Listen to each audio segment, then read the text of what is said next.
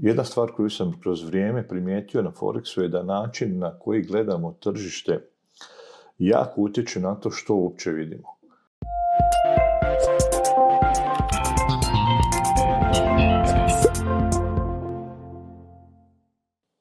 Ono što je bitno i što ja radim je gledati širi kontekst, dakle, gledati strukturu na velikim time frame-ovima, weekly, daily, gledati namjeru tržišta u kojem smjeru ide, a onda potom na manjim time frame-ovima tražiti prilike za trade.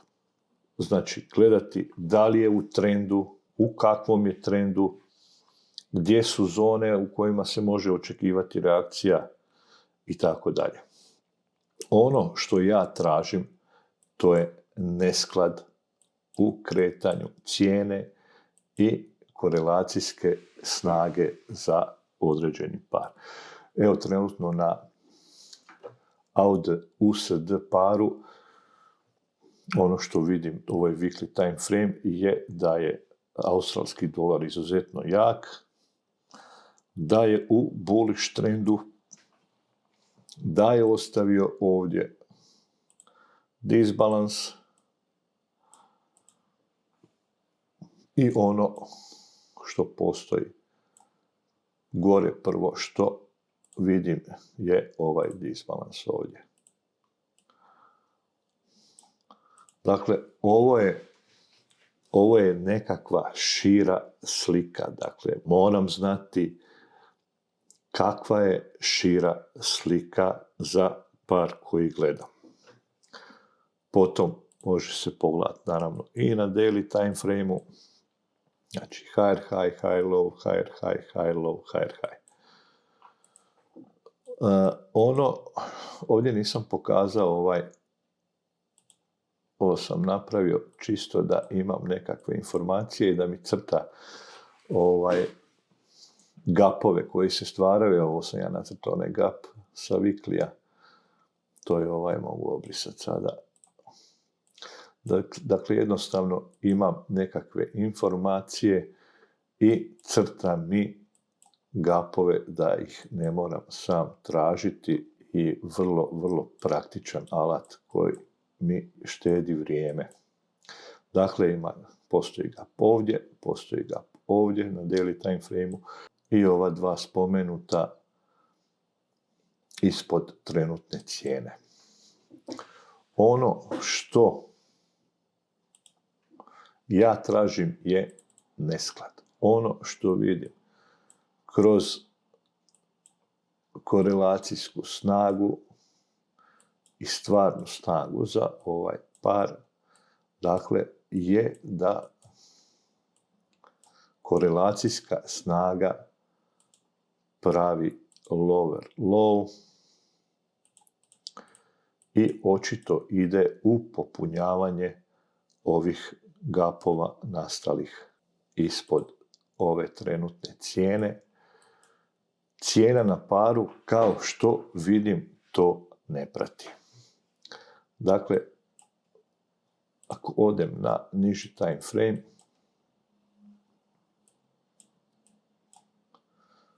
definitivno nesklad se pojavio u ovom dijelu gdje je cijena napravila higher high, dok snaga to nije ispratila. Potom smo imali reakciju. Potom također i ovdje novi nesklad koji je nastao, dakle, cijena je ponovo napravila novi higher high i ponovo vidimo reakciju. I ono što ovdje je zanimljivo i što bi se moglo desiti, da, znači, ovo su negdje moje želje, ajmo to tako nazvati, jer obično sam na očekivanja i reagirao. Sada imam samo želju da nešto vidim i čekam da se želja ostvari, a to je, recimo, da indeks, što se nije uopće rijetko događalo, da indeks dođe negdje u ovu zonu, odakle je krenio ovaj impuls, a da jednostavno cijena na AUD-USD paru to ne isprati, odnosno da prati do određene granice i potom ponovo krene gore. Dakle, to su nekakve želje, nekakva predviđanja, ali ono što je bitno, ne reagirati na želju, na pretpostavku, na očekivanja, reagirati na ono što je isprintano na čartu. Dakle, na weekly time frame-u ono što vidim u indeksu za AUD USD da je struktura probijena i ostavljen je gap u ovom dijelu ovdje. Cijena trenutno izgleda kao da ide da taj gap, odnosno disbalans koji je nastao, pokupi, dok cijena na AUD USD paru to ne prati i ono što se može očekivati da se dogodi je da korelacijska snaga dođe i popuni ovaj disbalans i potom nastavi dalje prema gore i upopunjavanje onda ovog gapa ovdje.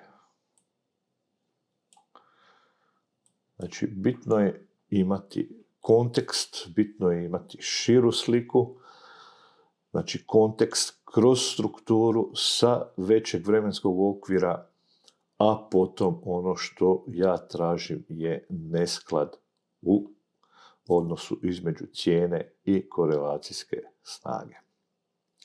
To je sve što mi treba, dakle, kontekst, to je širi vremenski okvir, odnosno veći time frame, nesklad koji se javlja, a potom onda i odrediti i zonu aktivacije, znači zonu gdje namjeravamo ući u eventualni trade kroz strukturu koja se javlja i pojavljuje u zonama aktivacije. Dakle, zone aktivacije mogu obilježiti i na samom paru, ali mogu pratiti i kretanje korelacijske snage, spustiti se na manji time frame i potom vidjeti što se događa. Evo, ono što se ovdje lijepo vidi, to je ovaj trend koji se pojavljuje i zone gdje bi eventualno cijena mogla da dođe u korelacijskoj snazi, a da pritom cijena na paru to ne isprati i onda stvaranje novog vrha i popunjavanje onog disbalansa koji sam pokazivao sa većeg time frame-a. Vjerojatno se on vidi ovdje, ne vidi se ovdje. Na 4 sata se vidi, to su ovi dijelovi vamo, evo vidimo i ovdje čak jedan mali gap. Evo zašto bi ovo ne moram uopće ni gledati ni tražiti, znam da je tu, ajde da vidimo gdje. Evo ga čak vamo.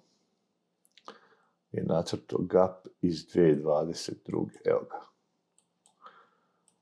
Evo sad se jasno vidi. Dakle, to su stvari koje mi ne mogu promaknuti jer sam si napravio alat koji mi crta automatski ove gapove, tako da ne moram gubiti vrijeme i tražiti ih. Ostaje nam da vidimo, znači ono što je bitno, ne reagirati na pokret, ne reagirati na impuls, nego čekati, odnosno čekam nesklad da se pojavi, a onda potom tražim i zonu aktivacije. Dakle, jedina stvar koja me zanima, to je ono što zovem nesklad.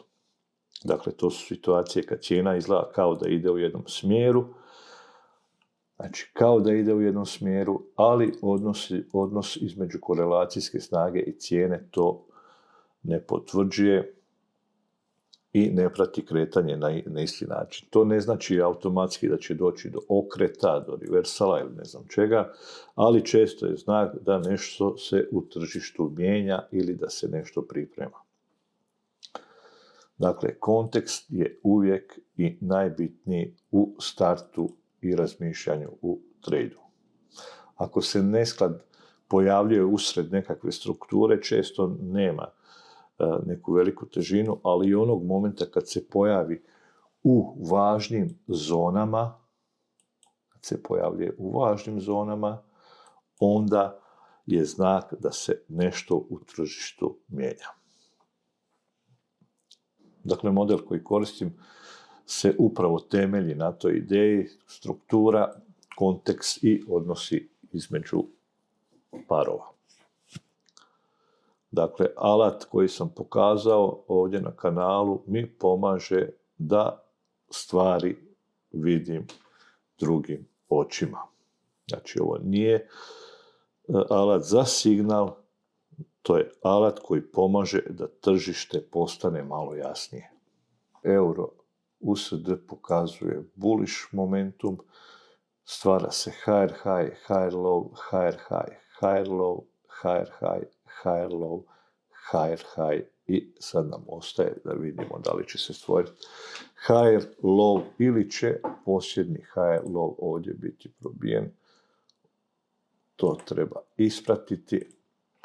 Ono što nam pokazuje korelacijska snaga za ovaj par je sljedeća, a to je da je kretanje eura i američkog dolara dosta slična sa kretanjem u korelacijskoj snazi, tako da ostaje nam da vidimo što će se ovdje događati. Ovo izgleda vrlo zanimljivo, ostaje da ispratimo da ovdje je trend probijen, ovdje trend nije probijen, dakle ostaje nam da vidimo što će se događati. Ako se spustimo na manji time frame,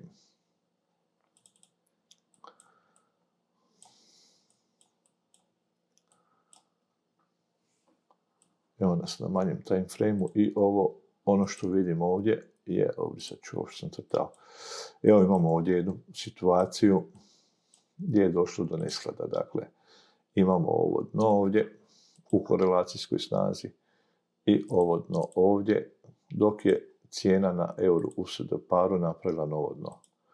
Došlo je do nesklada. Ovo su te situacije ako idem iz šireg konteksta, znači sa većeg vremenskog okvira, kada vidim da se događaju ovakve stvari, to su za mene prilike. Dakle, ovo su mjesta gdje se obilježava zona aktivacije, a potom se traži i ulazak u trade. Ono što je bitno, o čemu sam pričao, dakle, imati kontekst, znači gledati širu sliku. Ja tražim nesklad u toj široj slici.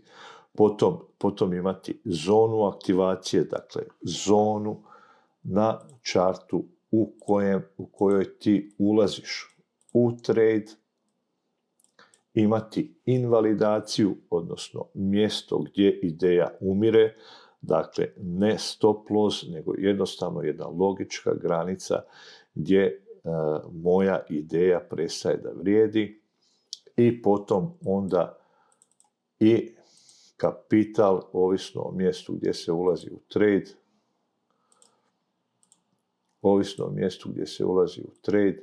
imati i mjesto gdje nam je meta. Dakle, bez te 4 stvari se ne ulazi u trade.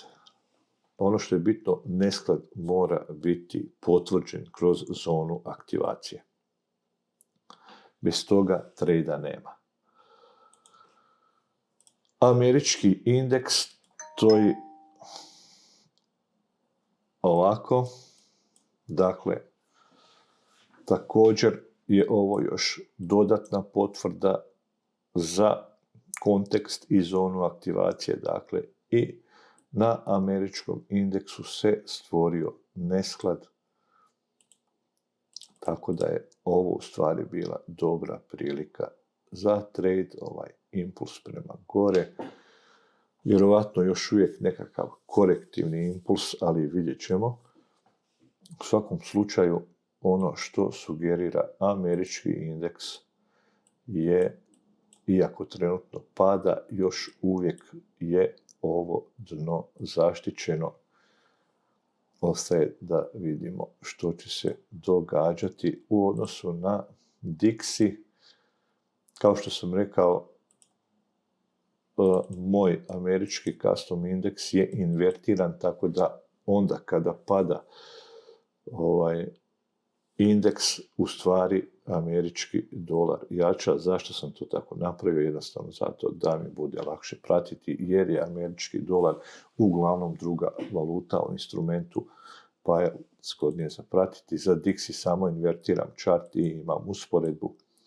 Dakle, stvara se trenutno nesklad između Dixija i američkog indeksa u alatu. Naravno, ovo može samo nastaviti dole padat i nesklad nestaje. Dakle, bitno je nesklad potvrditi kroz zone aktivacije. Dakle, kad jednom počneš da gledaš tržište kroz strukturu, snagu i odnos između valuta, cijena počne izgledati totalno drugačije. Ja toliko, dragi moji tradevi, vidimo se u sljedećem videu, pa da lijep pozdrav i čao.